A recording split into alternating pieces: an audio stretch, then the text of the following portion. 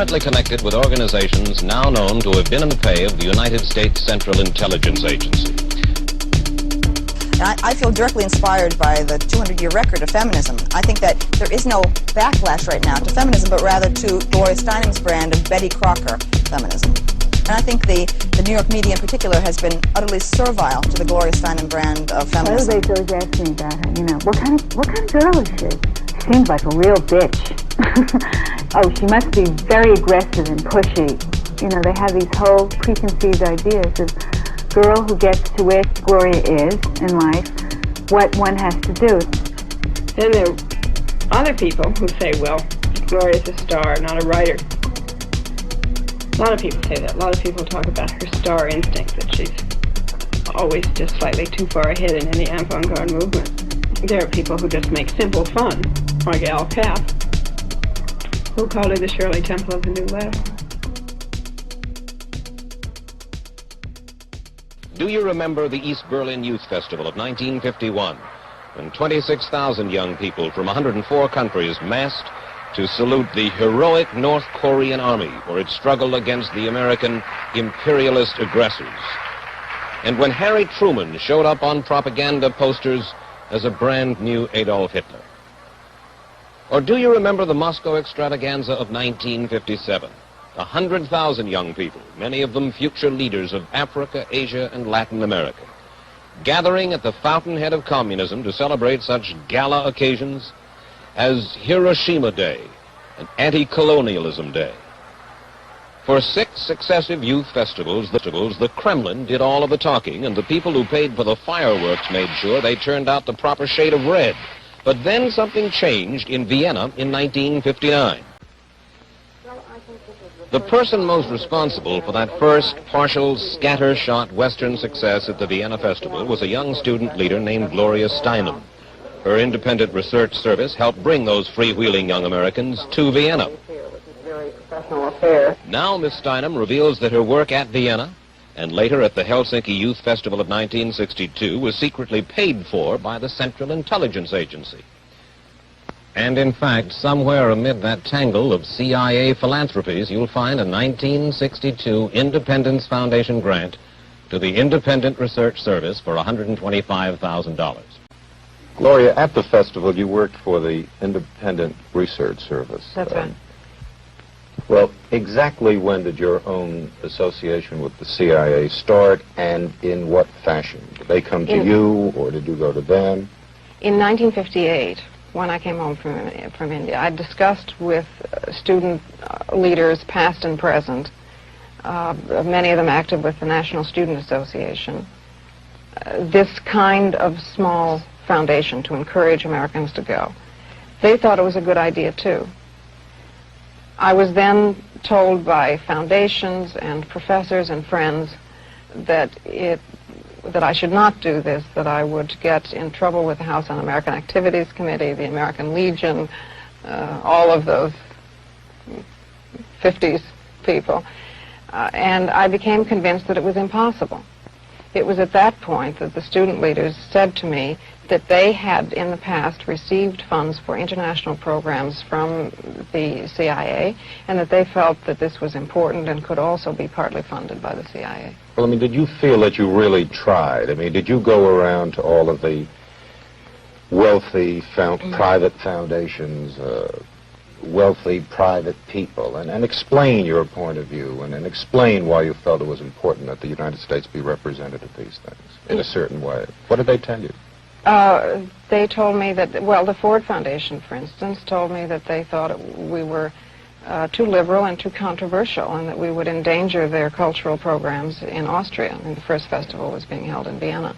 It was not encouraging at all, and the private individuals to whom I went often had particular points of view to put forward, which would have been much, much more restricting than the CIA funds were, which were free. I mean, no one was told what to say. What do you mean they were free? You mean to say it was easier for you to work for the CIA than a private organization? That's right. And the reason I think that comes as a surprise as it did to me at the time. I mean, I had the conventional liberals' view of the CIA as a right-wing incendiary group, and I was amazed to discover that this was far from the case, that they were enlightened, liberal, nonpartisan activists of the sort who characterized the Kennedy administration, for instance.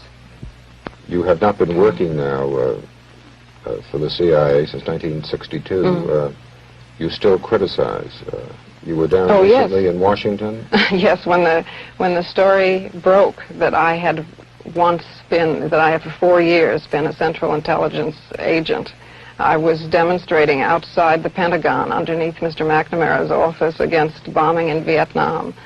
And this didn't precisely fit with the image of a CIA agent, but then neither does the CIA. Gloria Steinem, activist who sees the CIA as a sort of enlightened pal or rich uncle, quietly bankrolling worthy projects. There are notable discrepancies in Steinem's official origin story.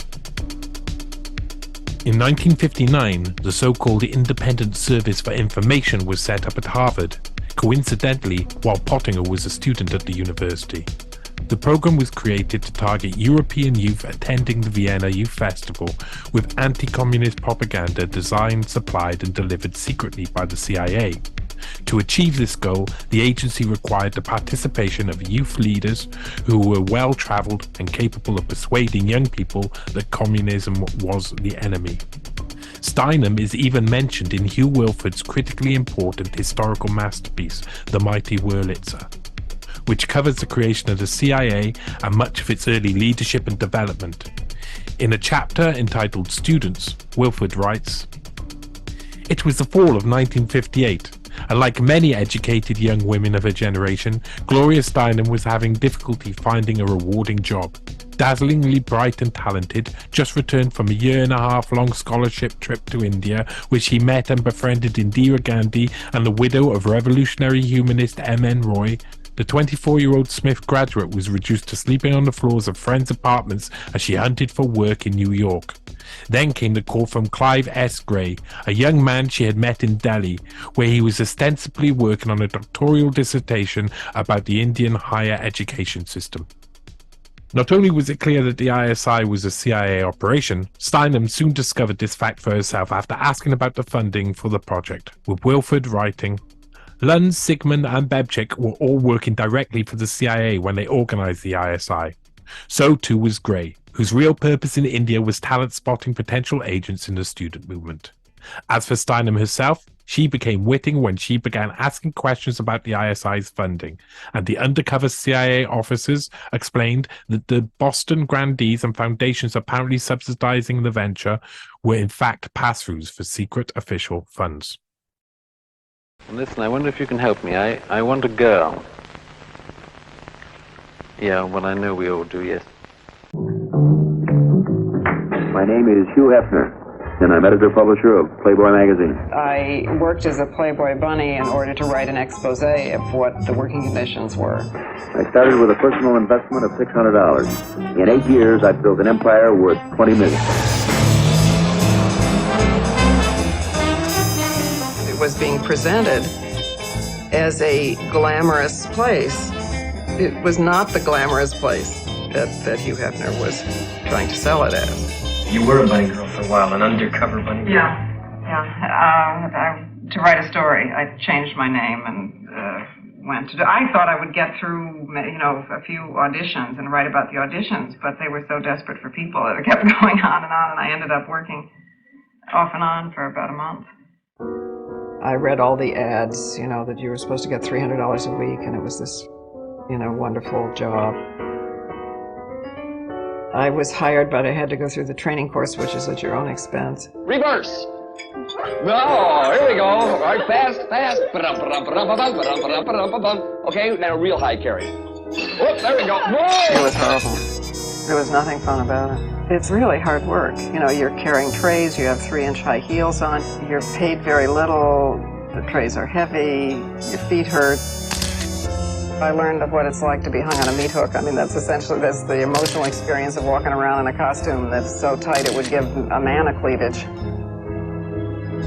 The response to the article was amazing because the club was new then, and it was kind of blowing the whistle on the glamour of the club. I regretted for many years having done it because it made me unserious. But as feminism began to dawn on my brain, belatedly in life, I became glad I did it. It became chic to be against the war in Vietnam, which is unfortunate because it's a legitimate issue, perhaps the most legitimate issue of our day. And it seems that everybody who's over about 25, who's in the least intellectual or has any intellectual pretensions, is violently against the war. I'm afraid frequently just because it is chic to be against the war. It's a long trip from a wrong side of the tracks childhood in the Midwestern United States to a celebrity-studded charity ball held recently in New York, an event she only reluctantly attended. And the irony of eating caviar for the benefit of the starving doesn't escape her, but as she says, it pays the bills for a political campaign or the bail money for political activists. Do you think that you'll ever get married? Well, I think that's a question that's hard to answer because it depends what we mean by marriage. I mean, I guess you mean legally. Hey, how come you never got married? Just lucky, but no, I mean...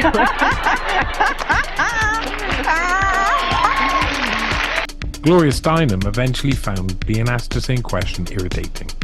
She told one reporter in 1983, "I've had a new burst of the why aren't you married questions," she told People magazine.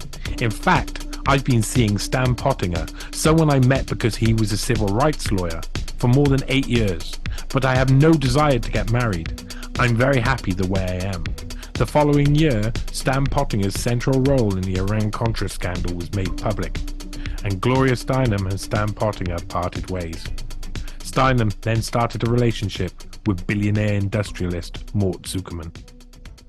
What is Gloria Steinem and Betty Friedan and the rest, what have they done that's worthwhile? What do you owe them a debt for? Well, first of all, my feminism precedes either of them, okay? I am on the record back in the 1950s as having made these eccentric transsexual gestures at the age of 5, 6, and 7, all right? So I owe them nothing, okay? I owe them nothing. But Betty Friedan I admire very much. I'm sorry that she has made some rude remarks about me because the current feminism establishment has shunned her. She is shunned, okay? And there are many overlaps between Betty Friedan's views and mine. She is the mother of the modern movement. She founded Now, and the drift of Now away from Betty Friedan is, to me, the whole source of the problem. Gloria Steinem is a cliquish, power-mad, all right, snobbish elitist who has gotten the New York media in a stranglehold, all right, and essentially Gloria Steinem does not speak for all of feminism and now does not speak for all of women, all right, and that has to stop, all right. For Gloria Steinem to go on comparing me to a Nazi, et cetera, I mean, it's just unbelievable. The suppression of independent voices like mine for the last 20 years, all right,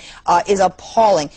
Current feminism is in a Stalinist phase, a Kremlin phase. Susan Faludi, Naomi Wolf are merely clones of the Kremlin. What I represent is again, a feminism that precedes the current movement and that many people feel more at ease with. I'm someone Gloria Steinem's record with men is rotten, okay? She has made many poor choices. I've never lived with a man, okay? I have fought with men. I fight with men constantly. I never let men take advantage of me, and so because... Let me interrupt. That may be an interesting fact of your life, that you've never lived with a man or you fought with a man. Correct. But I don't see where that gives you a better credential than Gloria Steinem, who I don't know her personal history that well, who may have had disappointing relationships with men. No, if I'm in sorry. fact that's the case. No. Here's the relevance. Marilyn French and Gloria Steinem, these women who, or Karen DeCrow, former head of Now, these women who were weak toward men, okay, and made bad mistakes, then glommed onto this current feminist ideology to explain to themselves and to others what happened. Well, it wasn't me, it was him. I have never been weak toward men. That's why I don't blame men. My anger toward men, my confrontationalism with men is overt. It's out there, okay? I don't need this brand of feminism to explain weakness, because I'm not weak. I don't need the approval of men. There's no man in the world that I cater to, okay? So what I'm saying is these white middle-class women love this current brand of ideology because it allows them to explain their own weaknesses to the world. You see, it wasn't me. It wasn't me at all. It was the patriarchy and all that crap. These words like patriarchy, which are meaningless, big fuzz words. Okay? You know, I'm popping a lot of balloons, and that's one of them. The Incredible Hulk, a Marvel comic book superhero, recently attended a radical chic party in the company of Tom Wolfe, which set us to wondering if other members of New York's pop society might not make good comic book superheroes. How about Gloria? One of our creative kids sang out. She's beautiful and powerful and knows what's right for mankind anytime. And so, folks, Super Gloria. Strong men whimper, rich men empty their pockets, politicians buy larger socks. Gloria has but to utter the single word Shazam to save the world. Read on and wonder. Read of the origins of Superwoman. One day, while Gloria was eating her alphabet soup, the letters formed themselves into a mystical new word, Shazam. Gloria cautiously said the word, Shazam, never dreaming she would be transformed into a lithesome Lolita at Smith College. That cute Professor Humbert gave me another A. She said Shazam again and was transported to India, where she became a helpful humanitarian, spreading her gifts. Blessed are the meek. And again, becoming a fearless agent of the free world, fighting communism in Helsinki. Shazam! Take that, you rabid, raunchy, radical red. I bet George Plimpton never had to go through this. Against the wall, male chauvinist pigs. Our black brothers are our sisters. Right on. Gloria Steinem's life was indistinguishable from a cartoon. More and more material is coming out, and that's why, you know, if Gloria Steinem were really making a contribution, she would tell us exactly what she did instead of lying about it. Share the information, spill the beans, and raise people's consciousness about her work for this agency. And she hasn't. She has lied again and again about it and covered it up, either by making it look better than it really was or actually covering up her involvement.